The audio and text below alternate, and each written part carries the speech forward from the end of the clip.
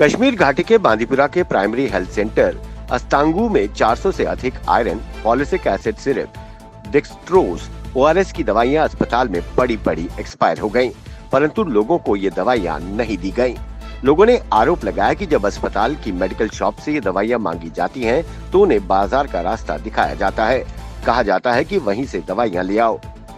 वहीं इस दौरान 4 डॉक्टरों को डिस्ट्रिक्ट हॉस्पिटल बांदीपुरा में अटैच कर दिया गया है। लोगों ने बीएमओ बांदीपुरा डॉक्टर मसरत आलम से अपील की कि वो खुद इस मसले में हस्तक्षेप करें। जिला रियासी में ये कहावत सही मायने में फिट बैठती है, जब सैया भये कोतवाल तो डर काहे का।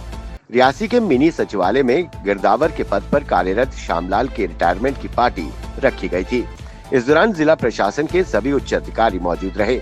कोरोना के नियमों की धज्जियां उड़ाई गयीं। सोशल डिस्टेंसिंग का कोई ख्याल नहीं रखा गया। मौके पर हुई पार्टी का सबने खूब आनंद उठाया। एक दूसरे से हाथ मिलाकर बधाइयां दी गयीं।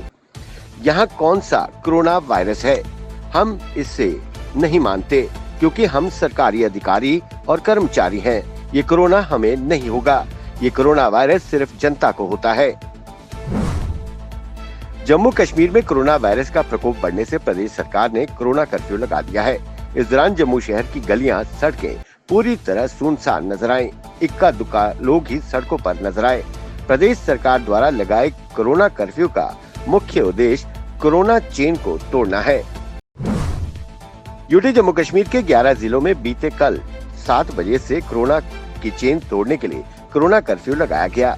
वहीं आज शेष बचे 9 जिलों में शाम 7 बजे से कोरोना कर्फ्यू लागू हो जाएगा। इस तरह पूरे प्रदेश के सभी 20 जिलों में कोरोना कर्फ्यू लग जाएगा। इसी क्रम में श्रीनगर शहर की सड़कों पर पुलिस के अधिकारी कर्फ्यू को मुस्तैदी से अमल में लाने का प्रयास कर रहे हैं।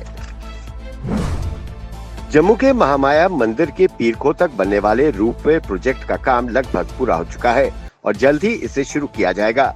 डिवकॉम डॉक्टर राघव लंगर ने ये बात रोपवे साइट के निरीक्षण के बाद कही। उन्होंने कहा कि रोपवे का काम अंतिम चरण पे है। 1.66 किलोमीटर लंबे इस रोपवे केबल कार का प्रोजेक्ट 2 चरणों में होगा।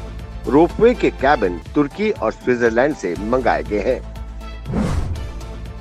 कोरोना महामारी की दूसरी भयंकर लहर में प्रशासन द्वारा लगाए गए लॉकडाउन को लेकर माता वैष्णो देवी आधार शिविर कटरा में भी पूरा असर देखने को मिल रहा है।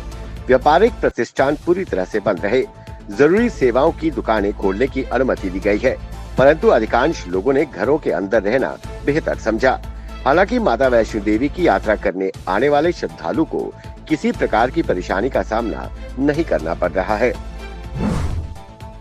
कोरोना वायरस संक्रमण की दूसरी लहर देश हो या प्रदेश, सब पर कहर बनकर टूट रही है। पहले से कहीं ज्यादा लोग संक्रमण की चपेट में आ रहे हैं। ऐसे में जो लोग कोरोना वायरस को हराकर स्वस्थ हुए हैं, उन्हें स्वस्थ लोगों के मुकाबले ज्यादा एहतियात बरतना चाहिए। कोरोना से स्वस्थ होने के बाद भी संक्रमित होने का खतरा बना रहता है। नए स्ट्रेन आ गए हैं। पॉजिटिव से नेगेटिव होने वालों को भी पूरा एहतियात बरतना होगा। कोरोना के बीच लॉकडाउन के कारण बाजारों में कारोबारी बुरी तरह प्रभावित हो रहा है। दुकानदारों को उम्मीद से कम कमाई हो रही है। इससे अब दुकानों का किराया निकालना मुश्किल हो गया है। दुकानदार आय कम होने के कारण अब सामान के लिए ऑर्डर भी कम दे रहे हैं। पहाड़िया बाजार एसोसिएशन के अध्यक्ष अनिल कुमार ने कहा कि सप्ताह में 2 दिन लॉकडाउन लगाना चाहिए। ज्यादा दिन लॉकडाउन लगने से कारोबार पर बुरा असर पड़ रहा है। उन्होंने उपराज्यपाल से दुकानें खोलने के समय में परिवर्तन की मांग की। देश के जाने माने टेलीविजन एंकर रोहित सरदाना का निधन हो गया है।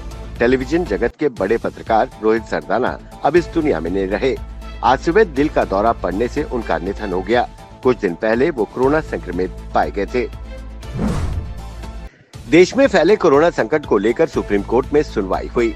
सुनवाई के दौरान न्यायमूर्ति DY चंद्रचूड़ की अध्यक्षता वाली 3 सदस्यीय विशेष पीठ ने कहा कि केंद्र सरकार 100% टीकों की खरीद क्यों नहीं करती। इसे राष्ट्रीय टीकाकरण कार्यक्रम के मॉडल पर राज्यों को वितरित क्यों नहीं करती, ताकि वैक्सीन के दामों में अंतर न हो। सुप्रीम कोर्ट ने कहा कि आखिरकार ये देश के नागरिकों के लिए है। वहीं सुप्रीम कोर्ट ने पूछा, जो अनपढ़ हैं, जिनके पास इंटरनेट नहीं, वो टीका कैसे लगाएंगे। सुप्रीम कोर्ट ने राज्यों को भी फटकार लगाते हुए कहा कि मदद मांगने वालों पर कार्रवाई की तो इसे अवमानना माना जाएगा।